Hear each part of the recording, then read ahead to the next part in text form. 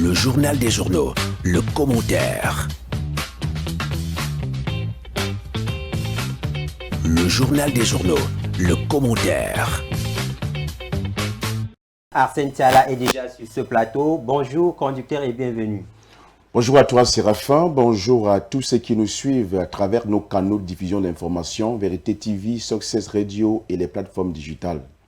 Les agressions sexuelles contre les mineurs, un phénomène récurrent dans notre société aujourd'hui. Que dit la Bible à propos?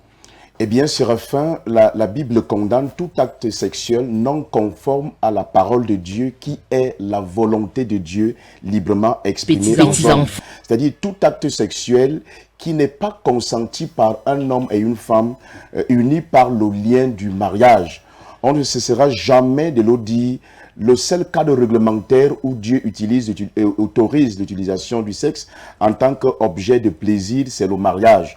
Alors, tout autre usage qui se fait en dehors de ce cadre réglementaire est une abomination. Donc, les agressions sexuelles contre les mineurs font partie de ces crimes crapuleux que condamne la Bible, autant que les actes homosexuels, le viol, la fornication, l'adultère et autres. Lorsque nous lisons Genèse chapitre 19, la Bible rapporte que les anges qui séjournaient à Sodome et Gomorrhe, notamment dans la maison de Lot, le temps d'une nuit, ont failli se faire abuser par des gens qui étaient des obsédés sexuels. Et cette abomination fait partie de l'une des choses qui ont amené Dieu à détruire ces deux villes, c'est-à-dire Sodome et Gomorrhe. Donc Dieu envoyait par là un message fort à ceux-là qui utilisaient leur sexe pour commettre des abominations. Au dernier jour, ils risquent de subir le même châtiment. Pas qu'ils risquent, ils subiront le même châtiment. Donc nous disons ici que la Bible condamne les agressions sexuelles contre les mineurs, autant elles font partie, elles sont la manifestation de la violation des droits fondamentaux de l'enfant, autant elles constituent formellement des péchés que réprimande, que condamne la Bible. Quelles sont les solutions possibles? La première réponse qu'il faut apporter à ce fléau pour le faire reculer, c'est d'adopter un comportement préventif vis-à-vis des bourreaux, de ceux qui sont des violeurs d'enfants aujourd'hui, si vous passez l'expression.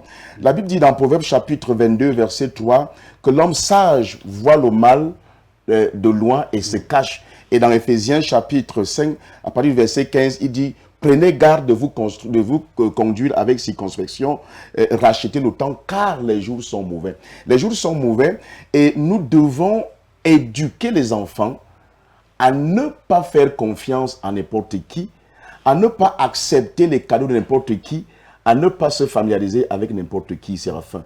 Parce que même les visages les plus innocents peuvent cacher des intentions très malveillantes envers ces enfants. Donc nous devons, à la maison, éduquer les enfants à ne pas accepter de s'approcher des gens qu'ils ne connaissent pas, qui peuvent leur donner des cadeaux, et même des gens qu'ils connaissent aujourd'hui, qu'ils soient de sexe opposé ou du même sexe. Parce que ce ne sont pas seulement les personnes de sexe opposé qui abusent des autres, même de même sexe, il y a des abus dans le sens de l'homosexualité. Et les parents aussi doivent s'offusquer et condamner systématiquement ces gens qui affichent vis-à-vis de leurs enfants des comportements qu'on peut appeler des comportements suggestifs.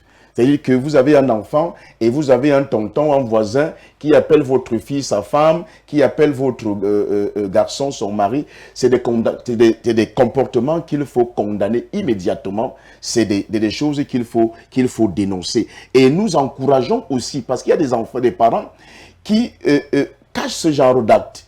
Vous avez suivi tout à l'heure le reportage. C'est-à-dire que, surtout quand ça vient d'un membre de la famille, c'est-à-dire que quand c'est un cousin qui a volé, quand c'est un oncle qui a violé son neveu ou sa nièce, je veux dire, et puis les gens ont tendance à cacher.